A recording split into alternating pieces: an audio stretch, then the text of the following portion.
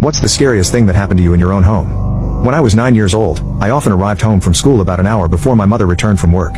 We lived close by, so my mother felt I was mature enough to be home alone briefly before she came home. One day after school, I did as usual, locked the front door and checked that the back door leading to the patio was also secure. I hurried upstairs to play my PlayStation before my mother arrived and made me do homework. While gaming, I heard a noise outside my window like a cat.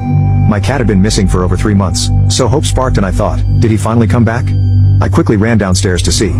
There was a guy standing on my patio.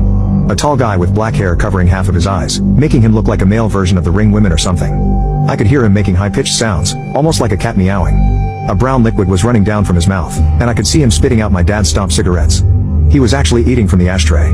I was frozen observing this, eventually snapped out of it, and screamed so loud that the man must have heard it. He didn't react, he kept on eating from the ashtray. I ran upstairs to my room, locked the door, and called my mom, who then called the cops. I've never been more terrified in my life. Laying in bed under my sheets, shivering with fear, I hear these creepy high-pitched noises from the guy eating cigarette stomps from the ashtray on my patio. I kinda blacked out for a moment, because the next thing I remember is the police arriving on the road by my yard. I hear them talking to the guy saying stuff like, "What are you doing? Get over here or we will come down and arrest you," and so on. He didn't respond, but the high-pitched sounds were more frequent and louder. I decided to look through the window, feeling safe now that the cops were there. I could see 2 police officers standing by my fence, one man and a woman. I did not see the creepy man, however, because he was standing directly 1 story under me in my field of view.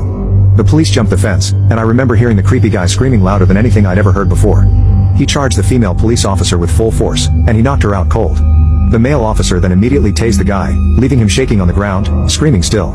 The policeman struggled to keep him on the ground while putting handcuffs on him, but eventually made it. After a while, he managed to wake up the female police officer, who seemed to be badly hurt.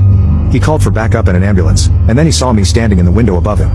The expression on my face must have been something else because he just looked at me and said, "I sure as heck hope you didn't see all that."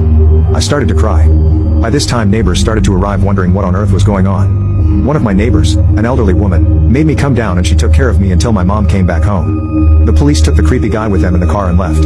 Before they left they promised to come back and talk to us about what had happened. This is where the story takes an unexpected turn. The male police officer came back later that night and sat down with me and my mom to talk.